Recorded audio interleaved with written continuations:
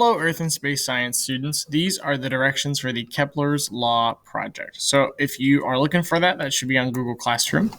So I'm going to go find that here. So it's after the notes. You open it up. I think I actually have it open up right here. And so what you're going to be doing in this assignment is you're really trying to visualize and see the three different laws that we just wrote about in our notes of Kepler, about how orbits are elliptical, how the speed changes depending on how close that planet is to whatever it's orbiting, usually a star or the sun, and that the distances affect how long it takes for them to get around, because that kind of relates to their speed. So if you look here, we already kind of talked about our learning target earlier. You're going to be using this website here. And so what I would ask that you do, if you ever have any issues with it, or like you want to reset it, you can just refresh the tab and it will go back to this state. If you click this reset button here, it actually just stops the simulation, but it doesn't actually change some stuff. And you're going to be changing some of the orbits here as you go along. You do want the show Kepler's second law trace on. It'll kind of just help you visualize that a little bit better. And you can also choose how fast or slow it is. I think slow is actually just fine for what you're doing. All right, so if you look at your assignment, what we're really focusing about on the first one is trying to visualize what impacts or what affects the shape of an orbit.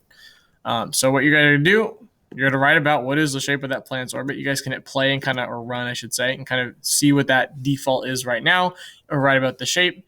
And then I have you changing some of the different variables. So you're going to be changing the mass of the planet, the mass of the star, and the distance. And you do that with these sliders here. So if I change the mass of the planet, I can increase it or decrease it. It'll tell you on the worksheet what to do.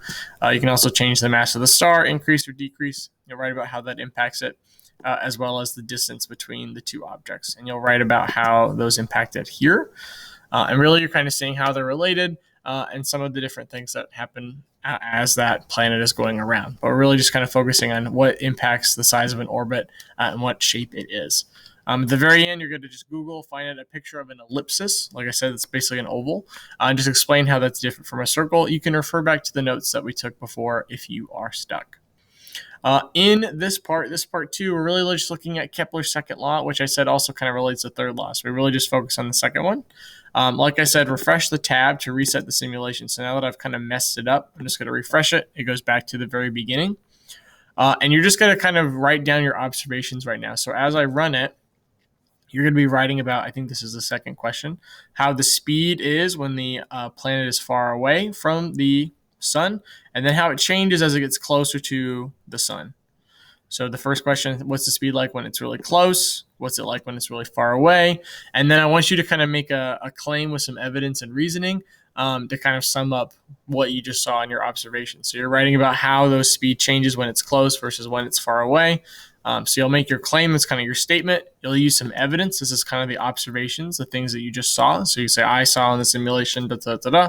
And then your reasoning is your explanation. How does your evidence support your claim? How did what you see make sense with your statement about what that pattern is that you kind of wrote about in here?